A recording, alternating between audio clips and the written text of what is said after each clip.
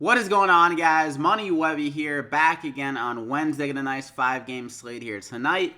I got it broken down for you with 6 of my favorite plays in the slate, my money 6. So before we get going, like always, if you could drop a like in the video, means a lot. Let's try to get over 100 likes on this one. Last night we had a pretty solid night. Trae Young was really good. Gordon Hayward returned some good value. Pat Connaughton was really good. Shaquille Harrison was also really solid for value. James Harden kind of struggled with his shot. He was able to fill it up in other categories, but if he could have had his shot dropping a little bit better, could have had a really good night. Elfrid Payton was disappointing because he didn't get any minutes in the fourth quarter. He had been getting around 30 minutes a game, but they only gave him 25 last night. He was filling it up too. If he played in the fourth, he could have flirted with a triple-double, which really sucked there. But we got 6 plays again here tonight, so let's hope for even more production from these guys, and let's hop right into it. First guy up, I'm going to go with Russell Westbrook. Just a little bit too cheap to me, and there's a lot of good value on the slate. So it's really easy for me just to pay up for Westbrook in this spot. The last time they played was around a week ago. He put up 68 DraftKings points in that game, 19, 14, and 11, and he filled it up pretty nicely with some steals and blocks. He's actually been really good with a lot of steals in some of these games recently, and hopefully that can continue against Indiana here tonight. It should stay fairly close, and he's been a little bit up and down, but I feel like when he typically has like 1 or 2 bad nights in a row, he normally comes out with a fire in the next game. So against Indiana here tonight, and also Darren Collison, he's coming off an injury, so he might be a little bit rusty himself, and Westbrook could take advantage of that matchup and be able to fill it up like he always does. And at 10,500 for a guy that has 70 plus upside, it's a really good value there. So I'm going to go ahead and lock him in there as my first guy. I'm going to go with DAMIAN LILLARD here at 10,300. Continues to get really good assist numbers. Last game, his shot just wasn't dropping. He wasn't even doing that much in the overtimes. Went to double OT, but I think he only scored like maybe 5 points in the OT and had a few more assists, but he wasn't doing anything crazy. So it's not like he really got a lot of his production from that. But against Chicago here, he draws even a better matchup. Their backup point guard, Archie, whatever his last name is, Archie Adino or Archie Adano. I don't know how to say it really, but he's not that great defensively, obviously. I think DAMIAN LILLARD could easily score a lot on him. And he's put up a really good game logs as we see here, 62, 50, 65, 63. And without Nurkic here as well, that's another offensive piece in this game that has really opened things up for more shots again here for DAMIAN LILLARD. If he can catch fire, he can drop like honestly over 40 points just from the field, because there's a lot of guys that are just kind of wing players. No one that really can create on their own, I would say, except really kind of maybe Rodney Hood or Seth Curry.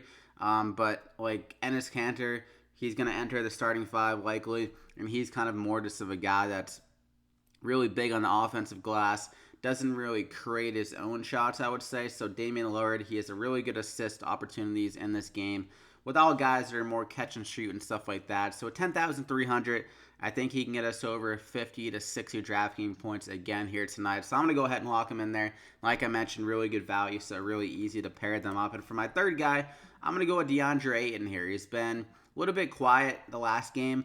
That was pretty much because Devin Booker pretty much said, everyone get out of my way. I'm going to try to go for 60 points. But after doing that last game, I would assume he's going to be a little bit more friendly with his offense, was passing to some more guys. And then this is a really good spot for DeAndre Ayton to even put in some more work as well. So against Washington here, they've been one of the worst teams against centers all year. We saw JaVale McGee go off against them for a 20 and like 15. I say last night, but 6,800.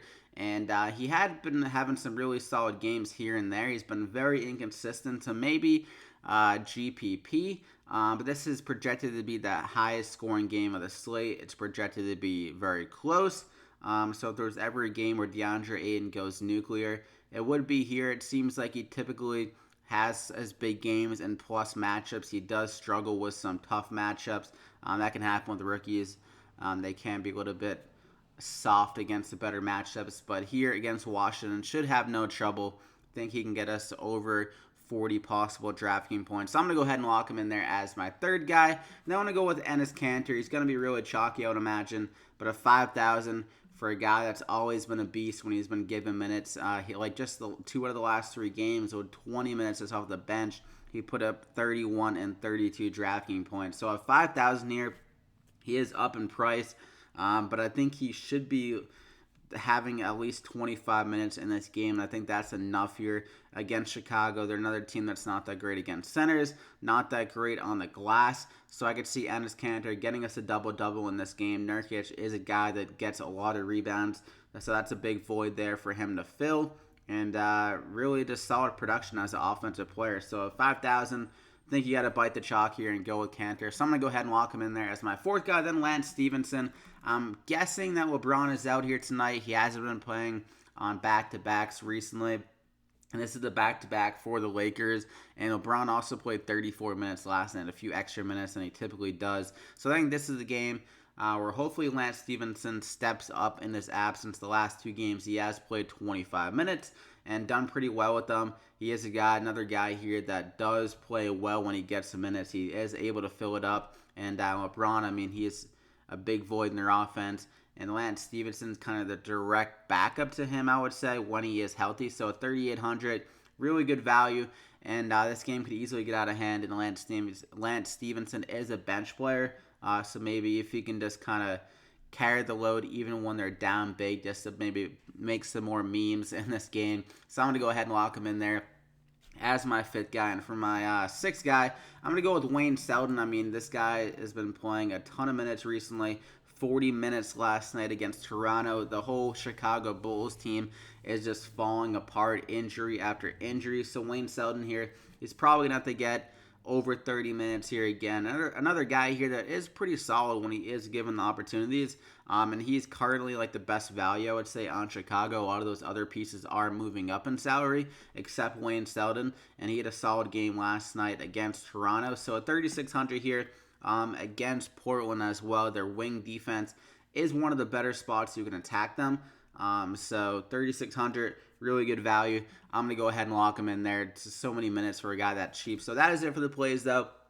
You got Russell Westbrook, Lance Stephenson, Wayne Selden Jr., DeAndre Ayton, Lillard, and ENES KANTER. And you still got around 5,000 remaining per player with 2 of the top salary guys and some really good value. So I hope you guys enjoyed it.